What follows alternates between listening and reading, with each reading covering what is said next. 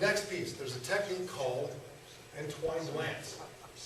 And it is a really crappy knife technique. But it's a really good Kenpo technique. It's got some great Kenpo in it.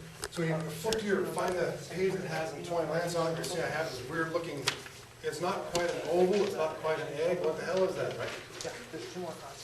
It's a shape described by, if you think about the, you guys ever see like Wild Wild West, and they open up with those choo-choo train, you just look at it, the wheels go by, and you have that long arm, that cam that attaches to the wheel, and it's going,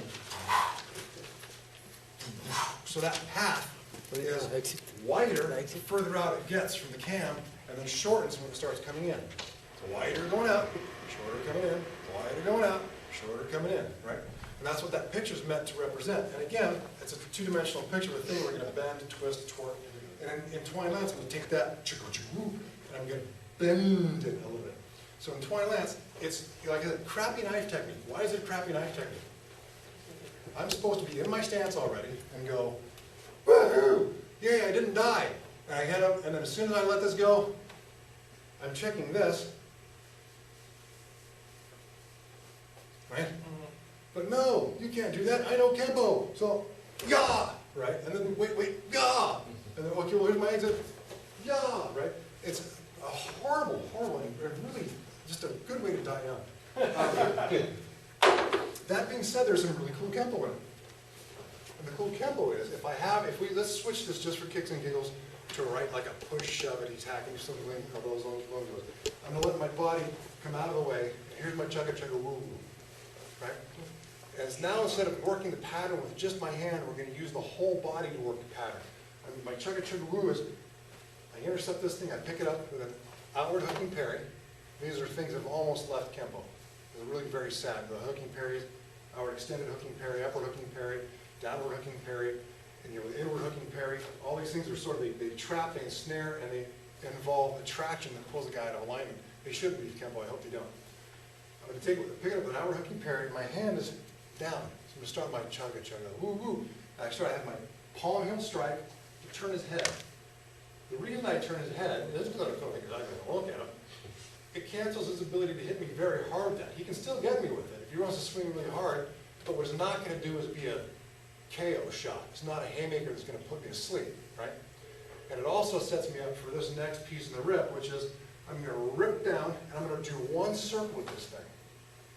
As I pass the radial head, and I pass this little bone right here on the tippy top, right?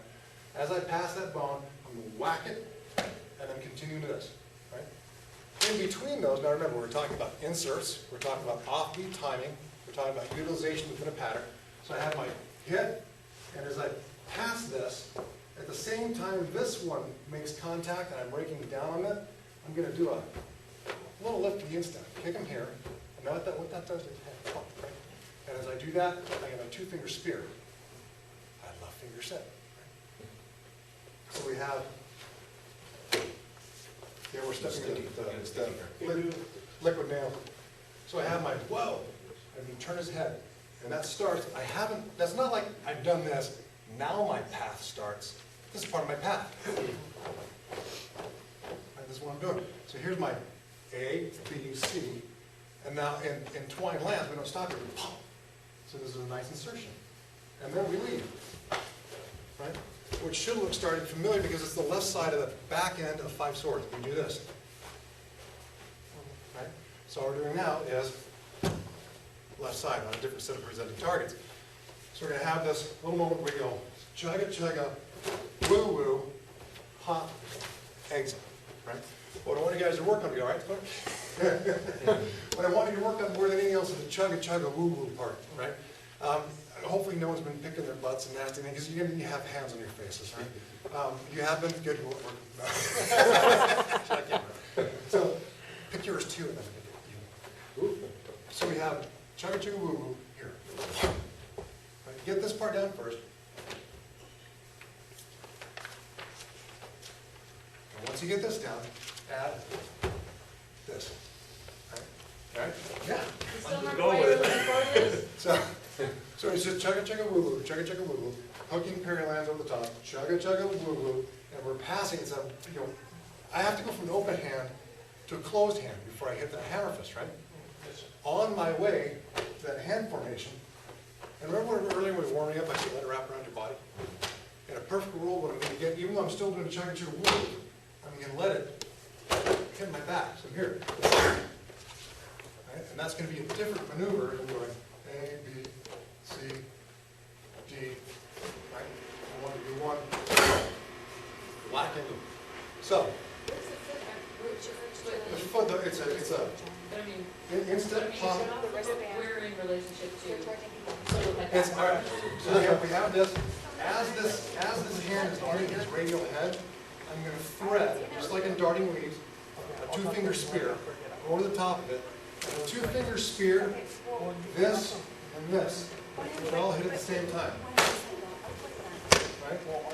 So and that's what's called multiplicity in Kenpo. We have more than one thing happening at any one time.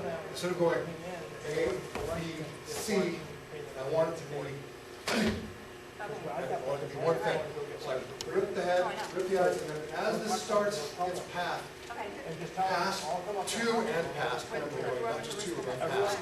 As it's going to and past, this one starts in motion, so that this flick on the inside, finger spear, and the hit on top of that radial head will all hit at the same time. Because when you hit the radial head, it does this.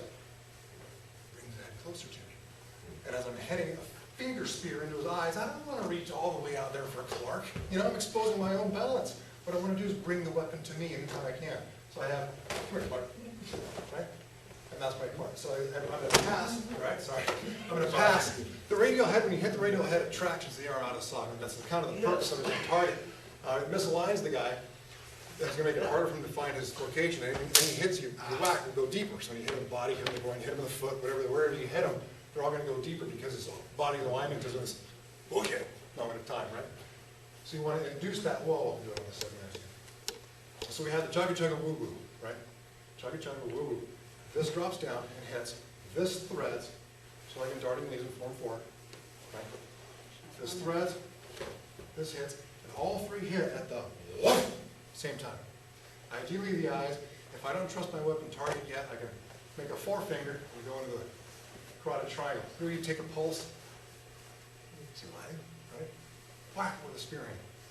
Okay, it hurts really badly. I've been hit there, that's why. You know? And it's really, you cannot make your body not go and make this really ridiculous face because everything around it spasms, the body's way of going. That's a really important part because you weren't smart enough to protect it for you. I'm going to. And I'm going to do that to make you go, so nothing can hit it again. It's very unpleasant. So we had that. Elongate, pull it all in, and this is just, this hammer goes right on past the radial head, wraps around me, and continues the path down to the wrist. So it'll land. These will land as I'm making my contact here. This will land back as I make my contact here. Now from here, because I'm not done chugga chugga woo-wooing, but this hand stopped. I've jammed this one. I can't use it. So I'm going to continue the chugga chugga woo-woo motion for flapping elbow. And I can, any remember this from finger set? Oh God, I love finger set. We have this, bam, bam. I'm going to grab a hold of that thing and yank it down and pass. So I'm getting a nice, bury these things. The bottom eyelids are great. You can put some fingers in there, but grab a hold of them and get like the cheekbones to show. It's wonderful. If the face can follow, if I put my fingers on his eyeballs, I start tracking the face down, I can follow. I'm doing this. So I have to have some way to get the face to stay there while I latch on and pull. Right? And that's the flapping elbow. So I have my So, questions? Does everybody know Entwined Lance? No one's ever seen before? First seen it, but I think I got it. All right, but give it a shot. Train where you can.